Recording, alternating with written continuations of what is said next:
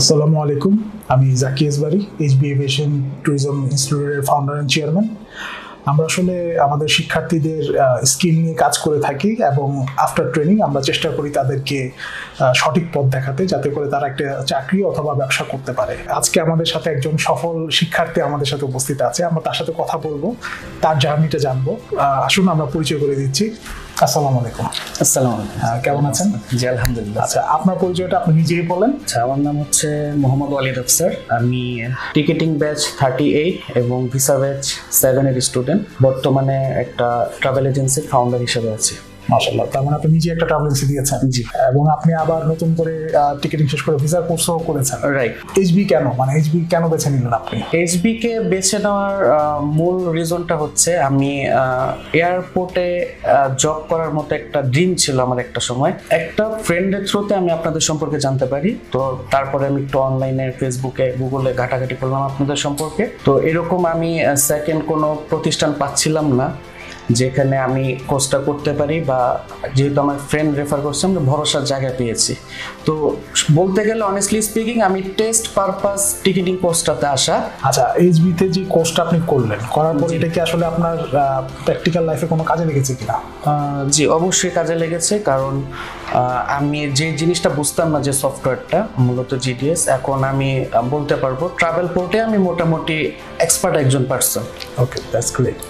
তো এখান থেকে তাহলে আপনি কোর্স করার পরে অনেকে তো কোর্স শেষ করে অন্যান্য ইনস্টিটিউটে আসলে স্টুডেন্টদের ভুলে যায়। জি। তো এইচবিও কি এরকম আপনাদের ভুলে গেছে বা এরকম কিছু? না, এইচবিতে ভুলার আসলে কোনো অপশনই নেই, কারণ এখন বললে হয়তো বা বেশি বলা হবে। আপনি পার্সোনালি অনেকের খোঁজ খবর নেন, তো ইনক্লুডেড মি, আর ফ্রন্ট ডেস্ক অফিসার যারা আছে তাদের সাথে আমার কন্টিনিউয়াস যোগাযোগ, এটা কাজের পারপাসে হোক বা যে কোনো কারণে হোক, যোগাযোগ আমার আছে। না, আমি আসলে পার্সোনালি আপনাদের প্রতি খুবই কৃতজ্ঞ, আমি নিজেও। কারণ হচ্ছে আপনারা এইচবি কে ভালোবেসে এসেছেন এবং একটা কোর্স করার পর আপনি আরেকটা কোর্স নিয়েছেন, এর জন্য পার্সোনালি আমি আপনাদের প্রতি থ্যাঙ্কফুল। এবং সবচাইতে বড় বিষয় যেটা হচ্ছে, আপনি নিজে যেহেতু একটা এজেন্সি দিয়েছেন, তার মানে আপনি আরো 10 জনের কর্মসংস্থানের সুযোগ তৈরি করে দিচ্ছেন। অবশ্যই। তো এটা অনেক বড় ব্যাপার। আর আমরা চাই যে শুধুমাত্র যে চাকরি করুক সবাই, তা না, যাতে করে কেউ ব্যবসায়ী হয়ে আরো 10 জনের যাতে ফয়সালা করে দেয়। তো এই জন্য আপনাকে থ্যাংক ইউ। তো ওভারঅল আপনার এইচবি সম্পর্কে আপনি জাস্ট এতটুকু বলতে পারেন যে নতুন কেউ যদি আসতে চায় এই ট্রেডে, আপনি কি রেকমেন্ড করবেন কিনা, বা করলে এইচবি কে রেকমেন্ড করবেন? 100% করবো, এবং অলরেডি আমার পরিচিত 2-3 জনের মতো অলরেডি এখানে কোর্স করেছে।